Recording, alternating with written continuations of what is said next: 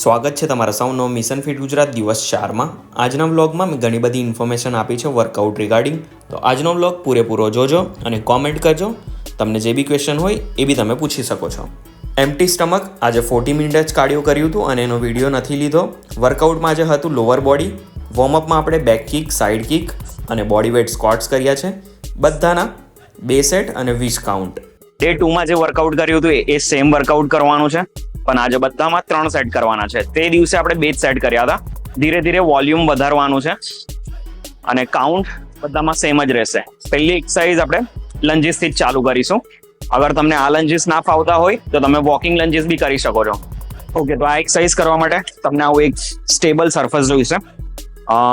કોઈ એવી વસ્તુ ના લેતા જેના પરથી તમે પડી જાઓ ને તમે ઇન્જરી થઈ જાય।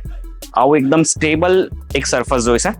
પછી કંઈ નથી કરવાનું, એક પગ ઉપર મૂકવાનો છે, પૂરો બોડી વેટ આ પગ પર લઈને ઊભું થઈ જવાનું છે। 1 આ એક્સરસાઇઝમાં તમારા ક્વોડ્સ, હેમસ્ટ્રિંગ અને ગ્લુટ્સ મતલબ લેગ્સના દરેક મસલ યુઝ થવાના છે, તો બંને પગમાં અલ્ટરનેટ કરવાના છે। આ પગ પર પહેલા 15 કાઉન્ટ કાં તો 12 કાઉન્ટ અને પછી સેમ આ પગમાં 12 થી 15 કાઉન્ટ।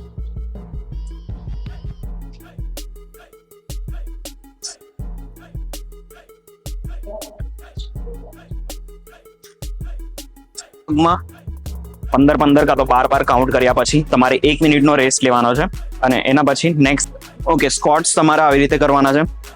શોલ્ડર લેવલ પર પગને રાખવાના છે, અંગૂઠાને થોડા બહાર કરી દેવાના છે આવી રીતે। Breathe in, chest up.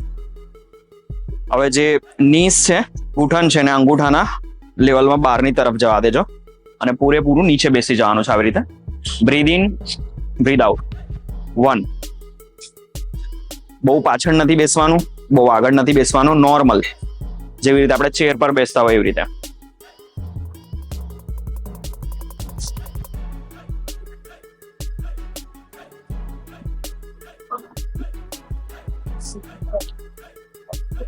Squats તમે ફ્રી વેટ પર પણ કરી શકો છો અગર બાર્બલને કંટ્રોલ કરી શકતા હોય તો, બાકી સ્ટેબલ વેમાં કરવું હોય તો ઓકે। તો હવે તમે બિગિનર છો તો પહેલી પ્રાયોરિટી એક્સરસાઇઝને શીખવા પર આપજો, ના કે વેઇટને ઇન્ક્રીઝ કરવા પર। જેમ કે બધા બહુ લોકો તમે જોયા છે જીમમાં જેમનો ફોર્મ સારો નથી હોતો, ના તો એ લોકો વેઇટને કંટ્રોલ કરી શકતા હોય છે, પણ એ લોકો વેઇટને ભરભર કરે છે અને પછી સપોર્ટ માટે કોઈને બોલાવે છે। તો એ ભૂલ તમારે નથી કરવાની।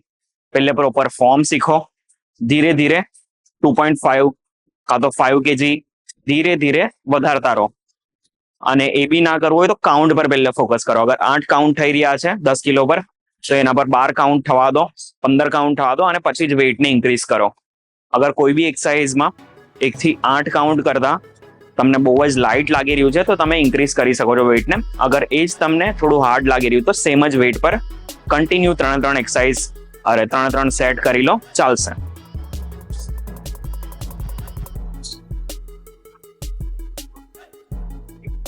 તો હવે આ આરડીએલ કેવી રીતે કરવાની છે અને કયા મસલ પર આવે છે? આરડીએલ બેઝિકલી હેમસ્ટ્રિંગ પર આવશે અને ગ્લુટ્સ પર આવશે। ડમ્બલ્સ તમારા હિસાબથી તમારે લેવાના છે, બહુ વધારે હેવી નહીં। હિપ્સને જેટલા પાછળ જાય એટલા જવા દો અને ડમ્બલ્સને સ્લાઇટલી નીઝના નીચે સુધી જવા દો અને પછી ઉપરની તરફ ધક્કો મારવાનો છે અને ગ્લુટ્સને સ્ક્વીઝ કરવાના છે આગળની તરફ। 1 breathe in,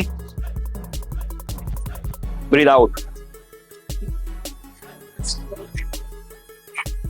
back straight, hips પાછળ,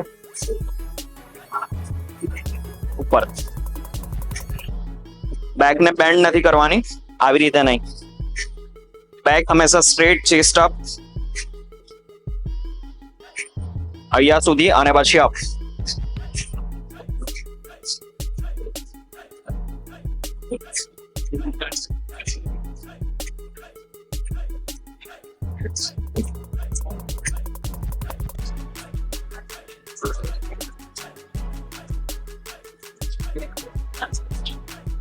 લેગ રેઝિસ, અગર આ એક્સરસાઇઝ તમારાથી ડિક્લાઇન બેન્ચ પર ના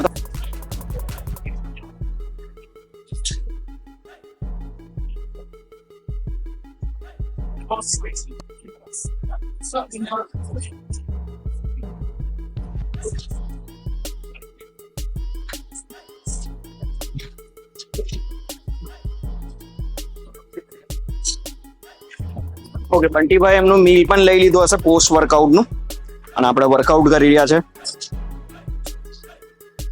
ફૂલ અપર બોડી. અગર તમને જોઈતું હોય મારું ફૂલ વર્કઆઉટ પણ તો કોમેન્ટ કરી દેજો. મેં મારું વર્કઆઉટ પણ અપલોડ કરવાનું ચાલુ કરી દઈશ બંટીભાઈ જોડે એમના જ બ્લોગમાં.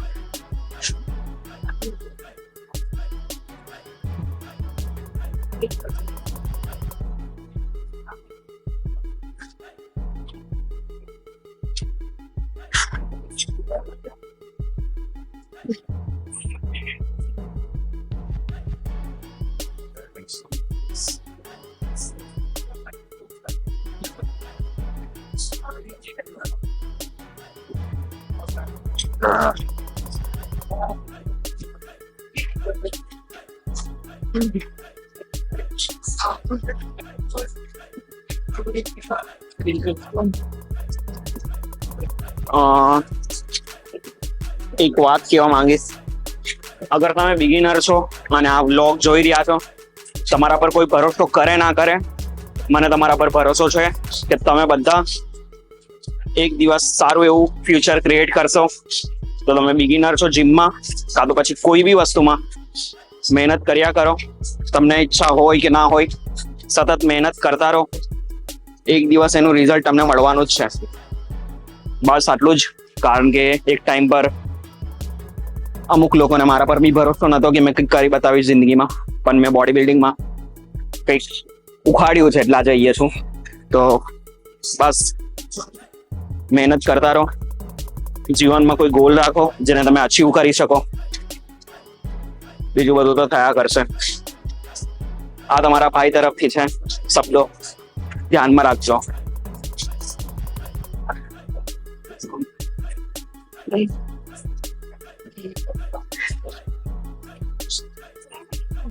ઘરે પહોંચીને બંટીભાઈ એમનું પોસ્ટ વર્કઆઉટ મીલ લીધું, જે હતું 150 ગ્રામ તોફુ અને 300 ગ્રામ બનેલો રાઈસ. આપણું ફિક્સ ડિનર છે. ડાયટ રિલેટેડ બીજી કાલે વાત કરીશું. મળીએ કાલના વ્લોગમાં.